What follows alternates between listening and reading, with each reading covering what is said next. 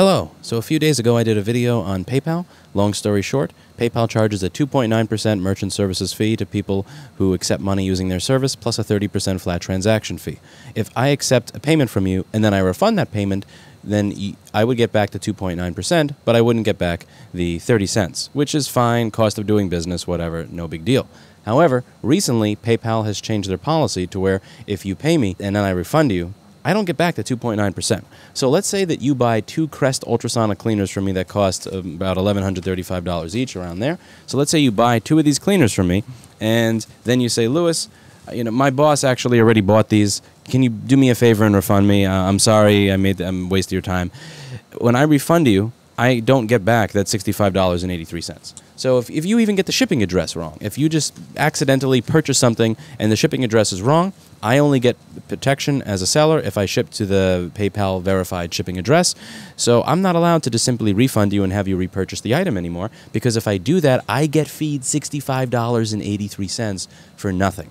I did a long video on that, which I'll link to down below. I'm just making this video as a very short one so that more people who are not willing to watch a 30-minute long video understand that today is the last day to use PayPal if you don't want to deal with this. So May 7th, which is today, is the day that this policy goes into effect. And if you continue to use PayPal after today, if you wish to refund a customer, if you have billed a customer $2,000 or they've made a large purchase from you, and then you need to refund that customer for whatever reason, you are going to have to eat $65.83, which I think is insane, which is why whether it's my web forum, whether it's my online store, or whether it's repairs in the store or mail order repairs, we have removed PayPal from every section of our website. PayPal has nothing to do with our business ever again. They should have had nothing to do with our business ever again, ever since 6 years ago when, as I'll show you in this blog that I posted here, they froze my account for no reason, asked if I had certification or authorization to repair Apple products, held my money for 6 months, were unreachable by phone for 2 weeks,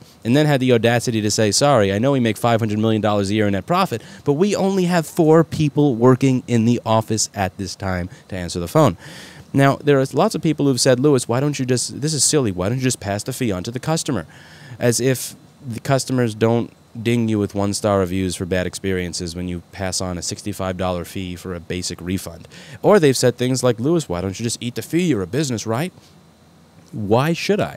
When every single other merchant services provider that I know of on planet Earth does not ding you in this way, what services does PayPal offer that is so great that it is worth eating this fee and this liability? And my argument would be, there's nothing. There's nothing that makes PayPal so special that I should just open myself up to, any jackass on 4chan decides that they want to mess with me today. They'll just make a bunch of orders with their parents' credit cards, request a refund, and then I get dinged $60. Like, really? Really? So the thing is, now I've also heard from other people who've said, Louis, I agree with you. I don't like what PayPal is doing. I think this is terrible, but it doesn't make sense for me to stop using PayPal. We need a lot of people to make change, and one person is not going to make change. If I stop using PayPal for my own purchases, or I stop using PayPal to accept payments at my business, that's not really going to matter because I'm just one person, and you need a lot of people to create change. And I think that this is a very defeatist bullshit attitude. It bothers me when people say, I cannot have principles until there's a mass of people who've done it first, because I'm just one person. I'm not going to have much of an effect. What do you think a mass of people is? It's not a mass of 1 million. It's one person times 1 million. One person making the decision that they're not going to allow a merchant services provider to spit in their mouth, Eric Schneiderman style, and fuck them in the ass when it comes to taking a refund. One person needs to make that decision 1 million times over in order for you to have a mass. However, if every single one of the people in that group of 1 million decides, well, I'm not going to do it until there's a mass of people already doing it, you never get the mass. The mass starts with you. So this is up to you. Do you want to deal with an internet and an e-commerce where every time you ask for a refund, somebody else is getting a fee for it for no reason when they're not providing any value over what the tens of thousands of merchant service providers that are already on the market provide? If somebody wants to get richer, or if somebody wants to charge more money because they're actually providing more value, fine.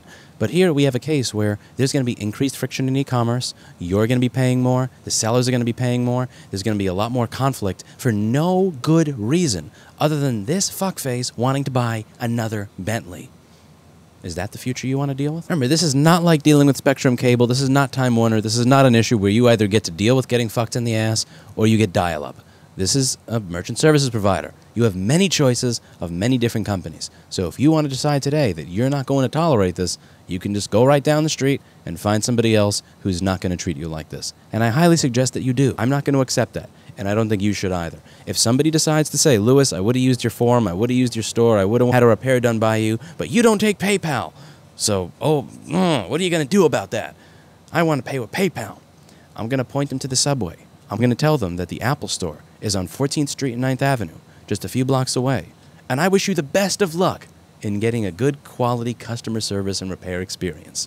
That's it for today, and as always, stay principled, and I hope you learned something.